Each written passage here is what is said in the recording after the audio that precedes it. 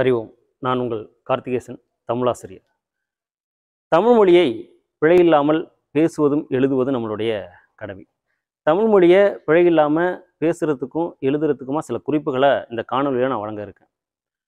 தமிழ் மொழியில் 2 சொல்லினா 3 சொல்லினா இப்படிலாம் நம்ம சொல்லிகிட்டு இருக்கோம். அந்த 2 சொல்லினா 3 சொல்லினாலாம் சொல்லக்கூடாது. டன்னகரம், ரன்னகரம், தன்னகரம் என்று நம்ம பயன்படுத்தணும். இது பேச்சிலையும் பயன்படுத்தணும், எழுத்துலையும் அதே மாதிரியாக பயன்படுத்தணும். இந்த எங்கெல்லாம் டன்னகரம் இடம்பெற வேண்டும், ரன்னகரம் இடம்பெற வேண்டும் அப்படின்னு நம்ம தெரிஞ்சுக்கிட்டோம் அப்படின்னா மொழியை பிழை இல்லாமல் நம்ம எழுதலாம். உதாரணமாக டா வரிசையில் வரக்கூடிய டாடா டி டியூ டூ இந்த வரிசைகளில் வரும்பொழுது நம்ம டன்னகரத்தை பயன்படுத்தணும். ரகர வரிசைனா ராரா ரீரோ இது மாதிரி எழுத்துக்கள் வரும் பொழுது ரன்னகரத்தை பயன்படுத்தணும். தாத்தா தீ தூ இந்த தகர வரிசை சொற்கள் வரும் பொழுது தன்னகரத்தை நம்ம பயன்படுத்தணும்.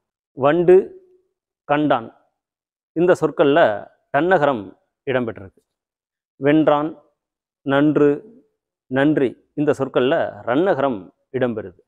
வந்தான், சொந்தம், பந்தம் இந்த சொற்களில் தன்னகரம் இடம்பெறுது. இதுபோல் தமிழ் மொழியில் இதை நம்ம சரியாக பயன்படுத்திட்டு வரோம் அப்படின்னா எழுத்து பிழை இல்லாமல் நம்ம எழுத முடியும்.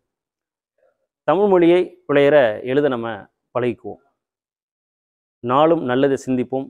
மீண்டும் சந்திப்போம்.